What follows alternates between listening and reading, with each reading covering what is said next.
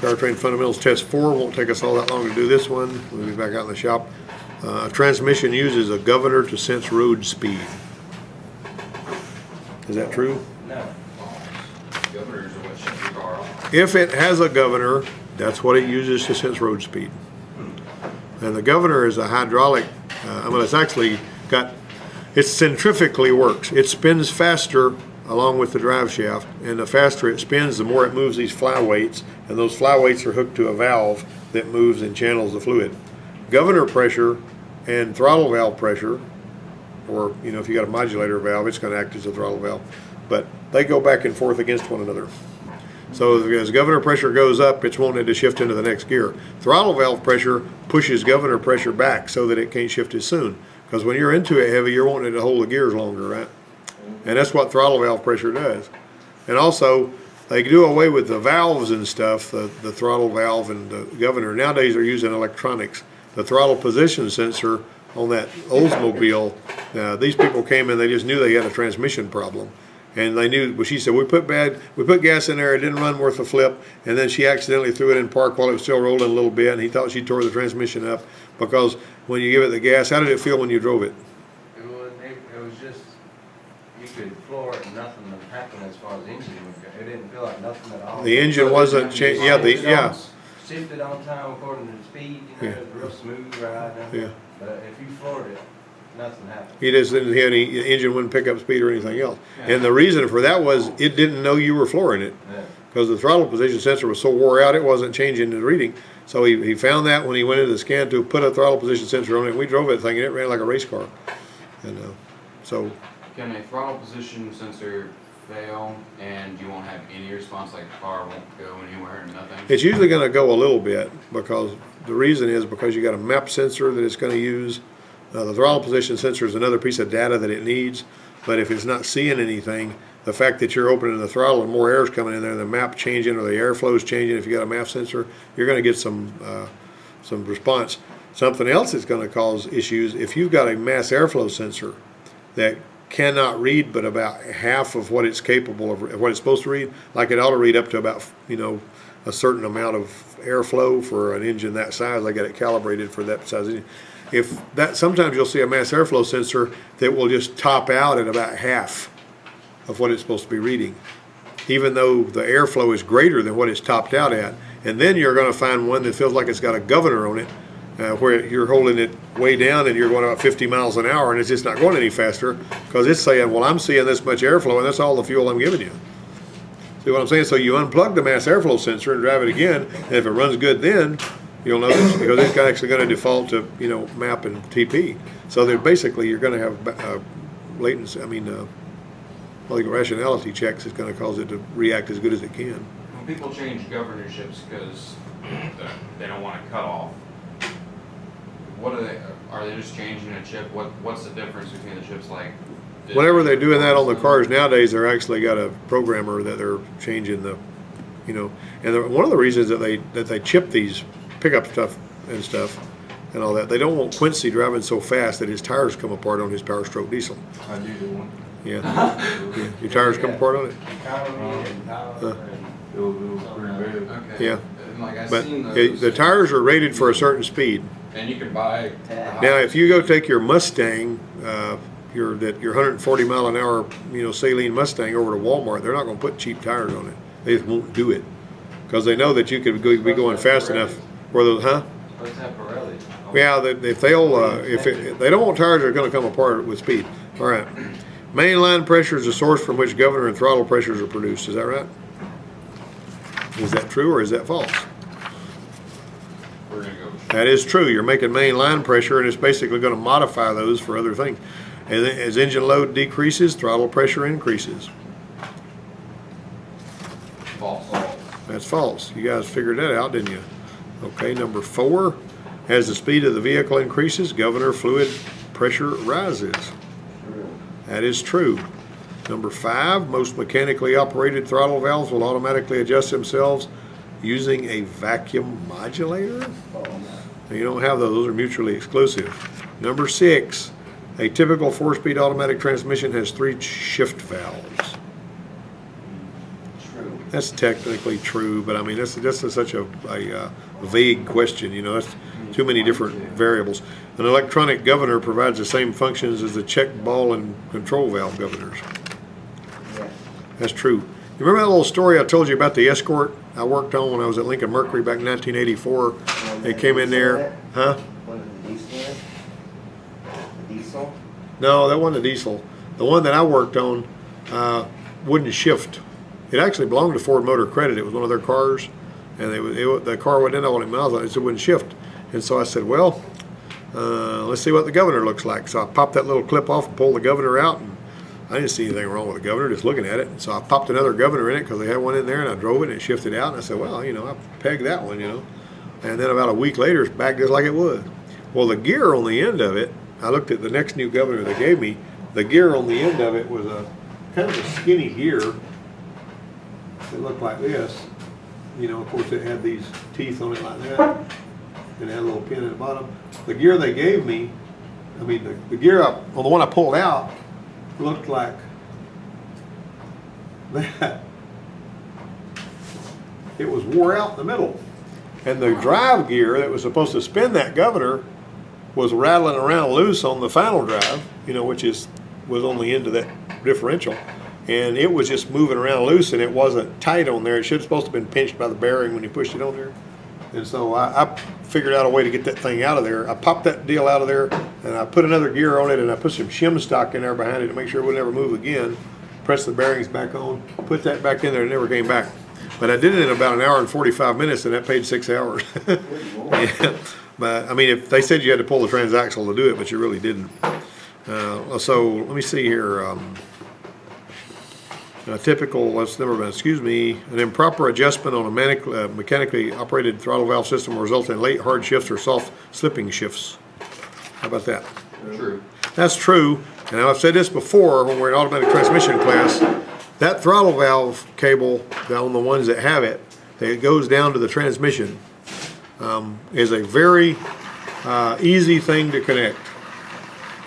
It's also, if you're not paying attention and you got your head in the clouds and you're sort of fogged out and you're playing with your cell phone instead of paying attention to what you're doing, you can leave it disconnected.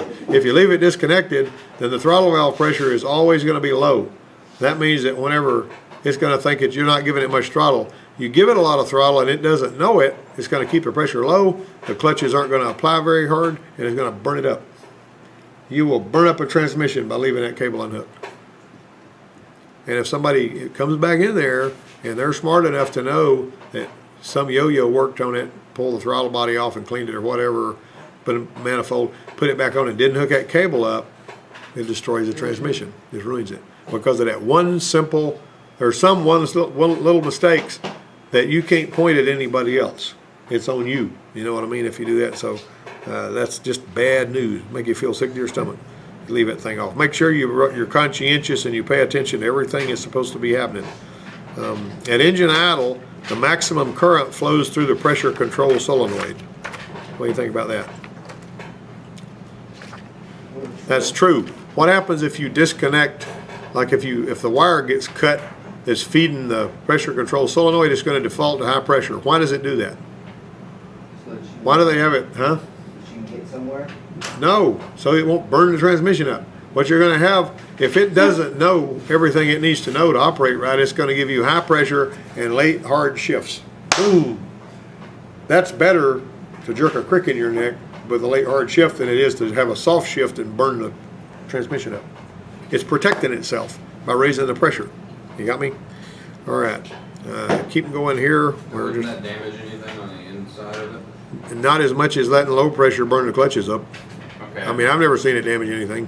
I mean, but you'll see them. That's made by the manufacturer. Basically, if it sees a problem, it starts flashing a code, and the command is raise the pressure, get it all the way up. We want to make sure that these clutches are protected from burning out.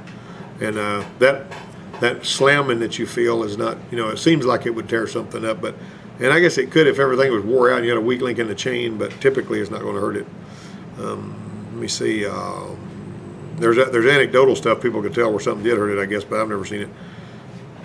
The solenoid that fails mechanically can either fail in the closed or open position. That's true. Sometimes you'll see a little piece of thread from a shop rag in one that it's got it jammed. You know, where somebody, you know, let some lint go in there or whatever. Seen that before. Let's see, tapered roller bearings on the ends of the shafts absorb radial and thrust forces. This is in manual transaxles. Gear position is determined by which gear is locked to the main shaft. That's on a manual transmission. Is that right? Sure.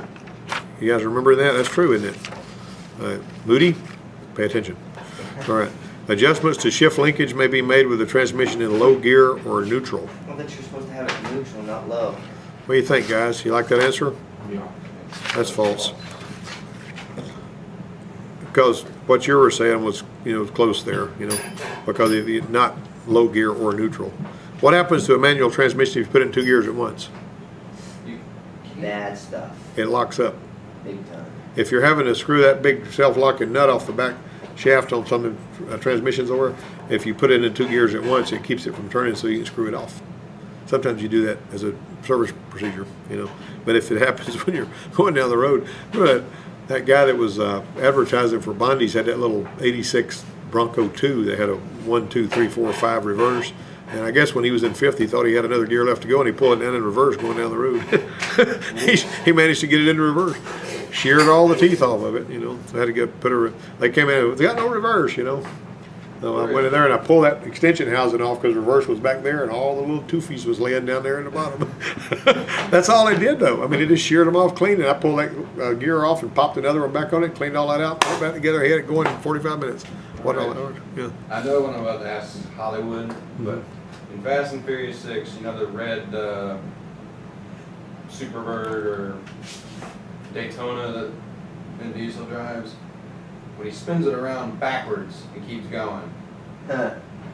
how is he doing that without destroying anything? Well, And it's a what I was manual. thinking of is, I know after, I don't know what year, they restricted the reverse gear, where it couldn't go that fast. Yeah. Well, it Well, I'm wasn't. wondering about the That speed. wasn't. That's not true on every car. On my '95 Taurus, I could throw it in reverse and try to back up, and it would start acting like it was running out of fuel because they didn't want you going so fast in reverse. If you got your foot on the gas and you're going in reverse, there's a possibility it could throw your foot against the gas pedal and just keep picking up speed until you run into something. And I says, wow, they've done this. This is really cool. And this was an OBD1 car. Man, there was some issues about that back in the early 90s with some of the Audis. You know, people put them in gear and they'd take off backwards, run into stuff because they weren't putting their foot on the brake. They was putting it on the gas and put it in reverse. It would lunge backwards and shove their foot against the gas. They'd go run into something. It wasn't Audi's fault.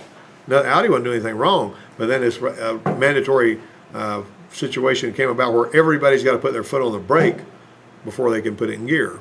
We actually had to retrofit a bunch of Jeeps for that. The pain had put a different cable in there and all that junk. But how did they do that without destroying? Well, basically, what they had to do if they're going to do that is get it in reverse after it spun around.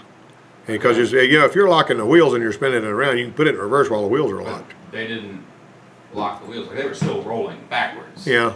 Yeah, they do that. I tell you something that was spooky to me when you see them driving up behind a car where there's this ramp down and they're going at road speed and they're driving up there and they're going to drive up in that trailer.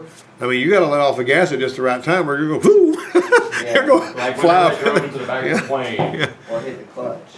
There was a guy out here that had in his program probably 7, 8 years ago, and it was a four-wheeler that the fixed operations manager had us working on.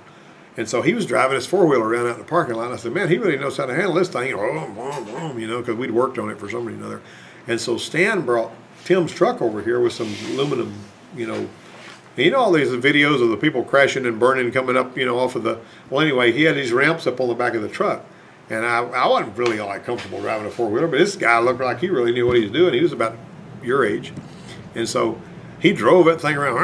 I said, pull it up on the truck for me. And he went up those ramps too fast, and I swear he almost jumped over that dadgum truck. So he hit the back of the window. But he went up in the air, and it landed in the back of the truck and bent the toolbox, you know. Wow. But you should, I mean, Stan, when he was sitting there, I thought he was going to have a stroke. He was scared to death. Oh! That thing left. It was airborne for a little bit while it was going. But anyway, the guy overshot, you know. Anyway. Let me get through this before Bobby goes completely to sleep. Okay.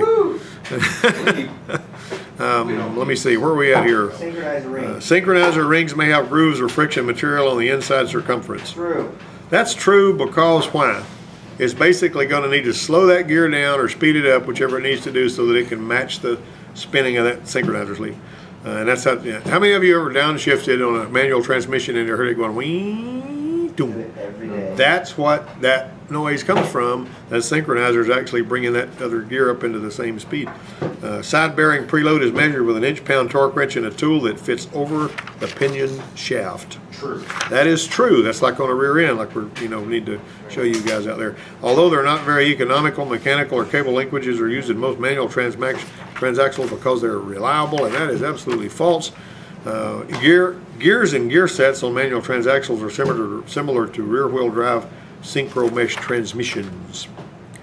Yes, sort of, but there's some differences, like when you went through your final last time. Technicalities. All transaxle models have the same disassembly procedure. That's a bunch of hooey. Everybody knows that. When assembling a transaxle, rotate the side gears at least one full revolution prior to measuring backlash to ensure that the gears are firmly seated. Everybody like that? Yeah. That's true.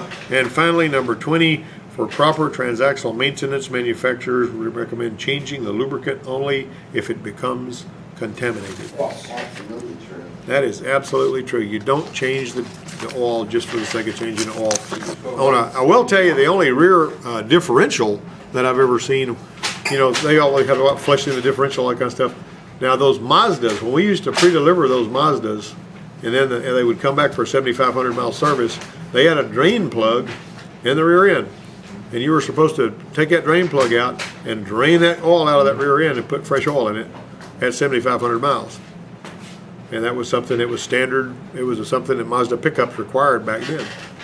I haven't seen that on anybody else's vehicle, but that's what we used to do. All right, now everybody's got marching orders. Everybody knows what you're supposed to be doing, right? Okay.